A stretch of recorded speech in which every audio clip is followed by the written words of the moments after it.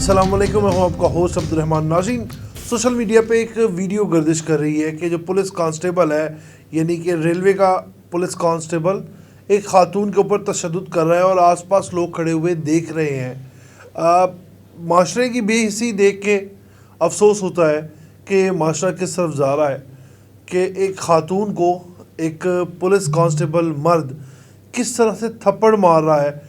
क्या उस खातून की जगह हमारी बहन, बेटी या माँ होती तो तब भी हम इसी तरह खड़े होकर देख रहे थे। लेकिन मुझे नहीं लगता कि अगर हमारा कोई अजीज़ होता तो हम इस तरह खड़े होकर देखते, और यकीनन हम रोकने की कोशिश करते ही, रोकने की क्या, हम बाकायदा मजम्मत करते और हम शायद पुलिस वाले को ख़ुद मारना शुरू कर देते। और उसके बाद खातून की जो है वो लाश मिलती है। चनीगोड के करीब जो है वो खातून ट्रेन से छलांग लगा लेती है। ये कहना है जो मुसाफिर थे, जो ट्रेन में सफ़र कर रहे थे, उस खातून के हमरा दो बच्चे थे। मिलत एक्सप्रेस में खातून कराची से फैसलाबाद जा रही थी और बीच में जो मुसाफिर हैं उनका कहना है कि खातून जो है वो मुसाफिरों का सामान बिखेरने लग जाती है।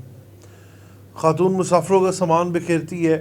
बिखेरने के बाद पुलिस का लोग बुला लेते हैं और उस कांस्टेबल को चेक करें, उसकी हरकत देखें, कितना वो जाहिल इंसान था कि वो ख़ुद उसके ऊपर तशद्दुद शुरू कर देता है और लोग खड़े हुए देख रहे थे। ठीक है, ख़ातून की गलती से ही, ख़ातून बिल्कुल हर तरीके से, हर लिहाज से वो औरत गलत थी, उसका ज़हनी तवाज़ुन भी दुरुस्त नहीं था और जो लवाहिकीन कह रहे हैं, तो फिर तो उसको बड़ा ही पोलाइट ट्रीट करना चाहिए था। या उसका ये भी तरीक़ाकार हो सकता था कि उस खातून को बैठा रहने देते जब वो मेंटली डिस्टर्ब थी, तो जब कोई करीब रेलवे स्टेशन आता उसको वहाँ पर उतार दिया जाता और शायद वो बच जाती। लेकिन खातून ने, क्योंकि उसका ज़हनी तवाज़ुन ख़ुद ठीक नहीं था, उसने ख़ुद छलांग लगाई। वो एक अलग इशू है। लेकिन कहने का मकसद ये है कि आप हमारे माशरे की बेहिसी देखें, हम किधर बेहिस हो चुके हैं, हम कितने जालिम हैं, या हमारे दिल के अंदर एहसास ख़त्म हो चुका है कि एक पुलिस कांस्टेबल थप्पड़ मार रहा है और हम खड़े होके उसको देख रहे हो कि जैसे कोई ड्रामा जो है वो शूट चल रहा है और कोई सीरियल चल रहा है और हम लोग तसल्ली से खड़े होकर देख रहे हैं। उस खातून के हमरा दो बच्चे भी थे। एक जानिब लवाहिकीन ने कहा कि उस खातून का ज़हनी तवाज़ुन दुरुस्त नहीं था, दूसरी जानिब लवाहिकीन का ये बयान सुनने के लिए मिला कि हमारी जो बहन थी, जो उसके भाई का बयान सुना है, वो कराची की किसी पार्लर में जॉब करती थी, तो वो ईद गुजारने के लिए अपने शहर आ रही थी। अब मतलब कि दो बयान सामने आना एक अजीब सी सोच, एक अजीब सा सवाल दिमाग में पैदा कर रहा है। क्या ये बयान ख़ुद दिए गए या दिलवाए गए, ये यहाँ पर एक सवाल। और दूसरा सवाल ये कि अब इस खातून की मौत के ज़िम्मेदार कौन होंगे? वो खातून ख़ुद होगी कि उसने छलांग लगाई, या हमारी रेलवे इंतज़ामिया होगी? और वो जो पुलिस कांस्टेबल है उसको तो उन्होंने गिरफ़्तार कर लिया और सही रवैया नहीं रखने की वजह से उसको मुअत्तल भी कर दिया गया, सज़ा भी सुनाई जाएगी।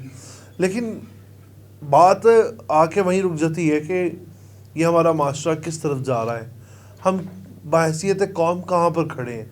वैसे हम मिसालें देते हैं तरक्की याफ्ता ममालिक की, यूरोपियन कंट्रीज़ की, उन कौमों की जो कि ख़ुद एक बहुत तरक्की याफ्ता कौम है। तरक्की याफ्ता कौम होना ये नहीं कि आप बड़ी बड़ी इमारतें बना लें।